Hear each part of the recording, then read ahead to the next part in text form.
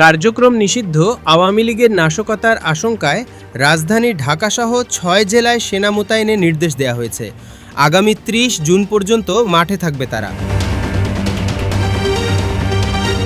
এই জেলাগুলো হলো ঢাকা, নারায়ণগঞ্জ, গোপালগঞ্জ, চট্টগ্রাম, ফরিদপুর ও গাজীপুর।